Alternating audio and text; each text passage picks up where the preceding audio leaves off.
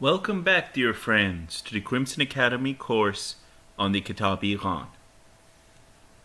In this section, we're covering paragraphs 86 through 87 of the Kitab-i-Iqan. In these paragraphs, Baha'u'llah continues the interpretation of the verse from Matthew, chapter 24, verse 31. The focus of these two paragraphs is on the meaning of the word angel.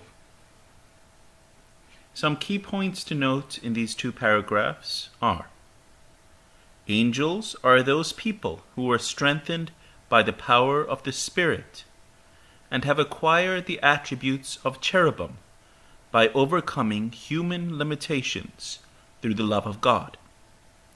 The world of creation consists of matter and spirit. Matter, though eternal, reflects the physical world of God. The Spirit reflects the love of God permeating through matter, inducing attraction between the elemental particles and creating new entities. Love of God is the fruit of human existence and the spirit of life and grace everlasting. And this was from Abdul-Baha in Some Answered Questions, page 347. Cherubim are depicted as winged angelic beings that have very high stations and are gifted with knowledge and wisdom. Abdul-Baha defines the term angel as the divine conformations and heavenly powers, and those holy souls who have severed attachment to the earthly world. This is from Abdul-Baha in Baha'i World Faith, page 410. In paragraph 86, Baha'u'llah continues interpreting the last part of the verse from Matthew chapter 24, verses 29 through 31, which he introduced in paragraph 24 of the Kitab-i-Iqan. The complete verse is: He saith at that time, all the peoples and kindreds that dwell on earth shall bewail and lament, and they shall see that divine beauty coming from heaven, riding upon the clouds of power, grandeur, and magnificence, sending his angels with a great sound of a trumpet. This was also in the Kitab-i-Iqan, page 25. Baha'u'llah defines the meaning of angels as those individuals with the following three major characteristics. They are strengthened by the power of the Spirit. They have overcome all the human limitations through the love of God. And they have acquired the attributes of the most exalted beings and the cherubim.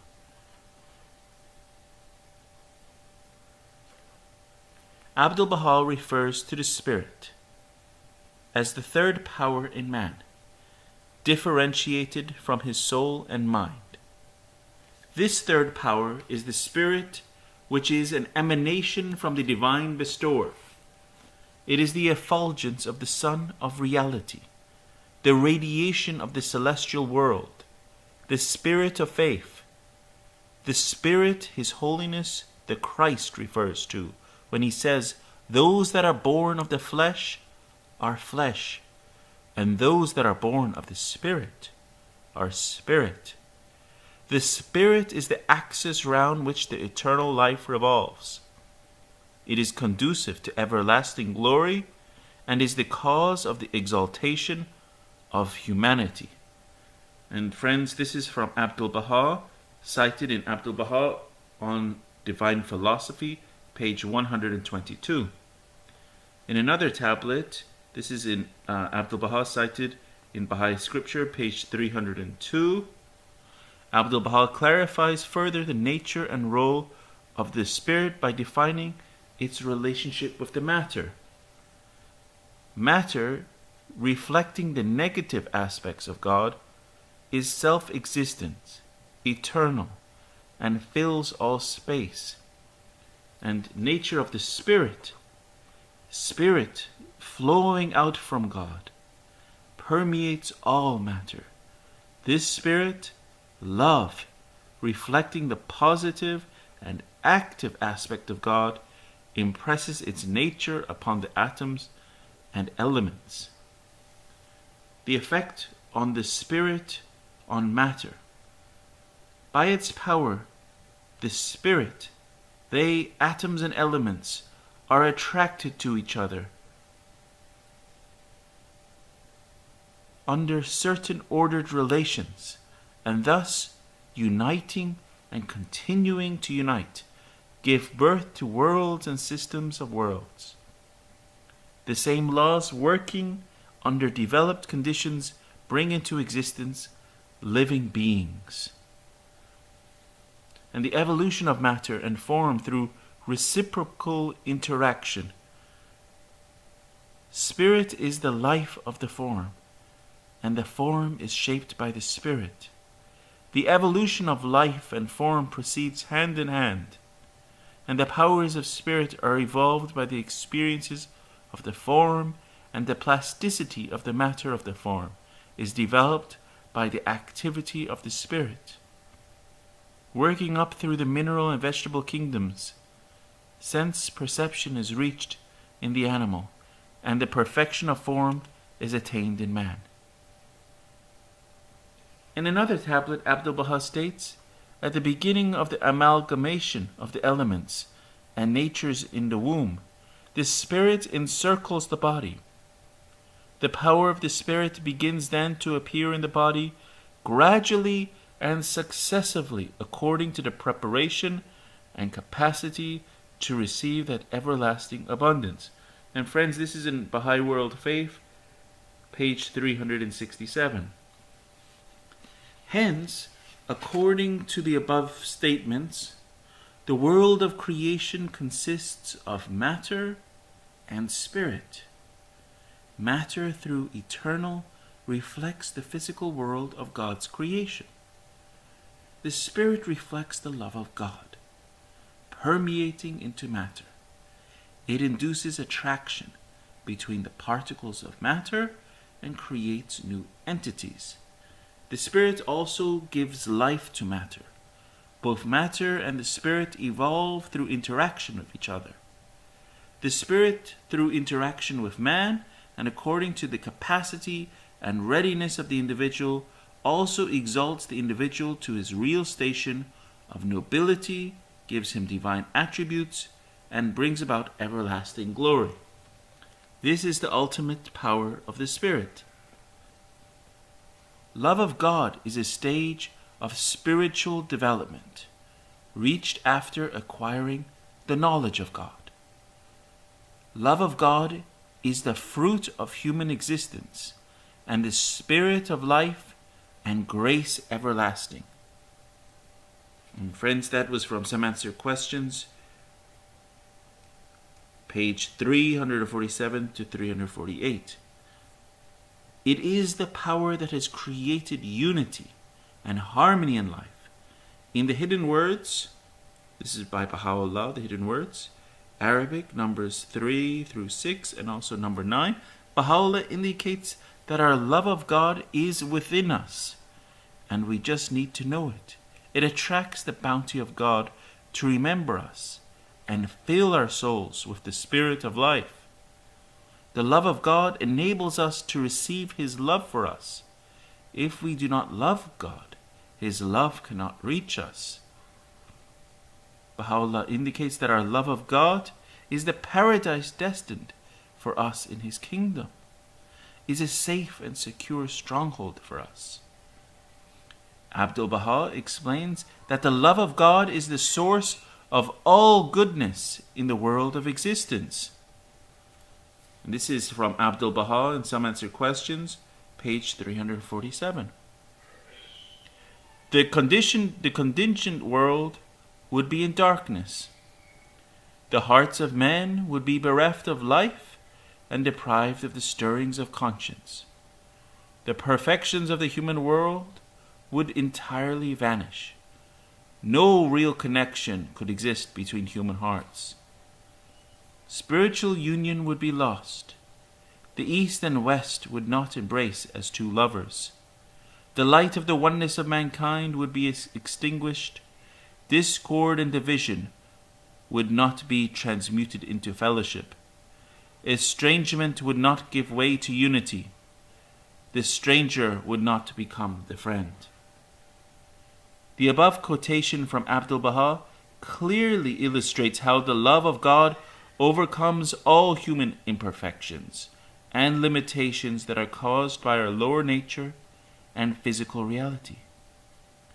The more intense is our love of God, the greater its impact in transforming our character and assisting us to acquire divine attributes.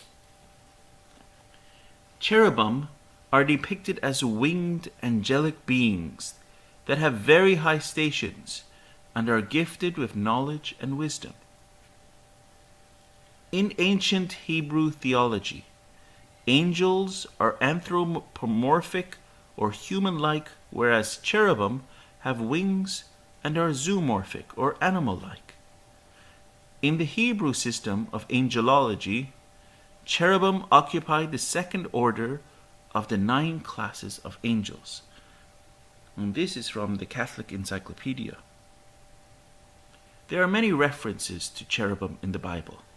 However, Ezekiel provides the most detailed illustration, and this is Ezekiel chapter 1, verses 4 through 28, and Ezekiel chapter 10, verses 3 through 22.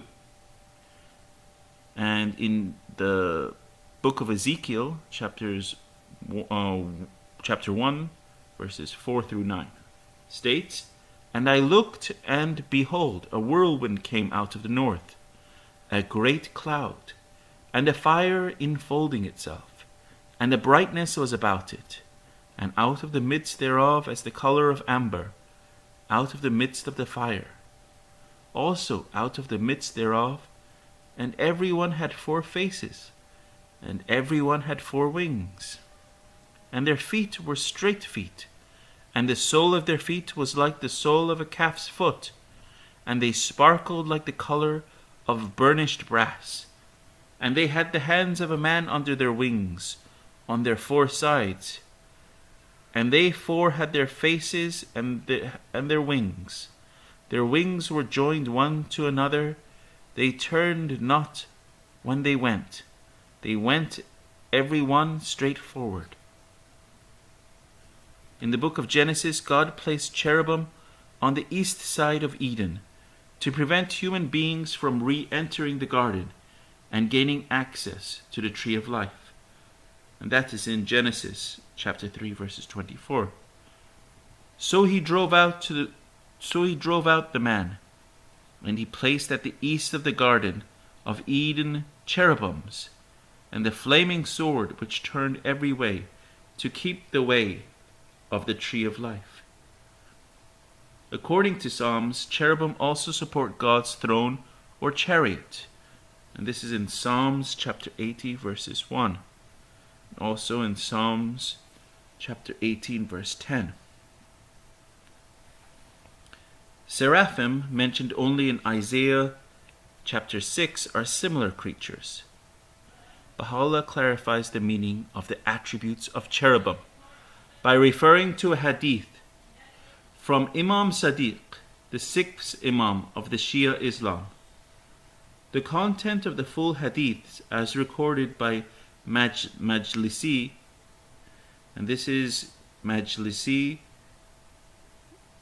Biharul Anvar, volume 14, chapter 54, page 229, is that cherubim were a group of Shia Muslims who were among the first creation of God and were placed by him behind the throne.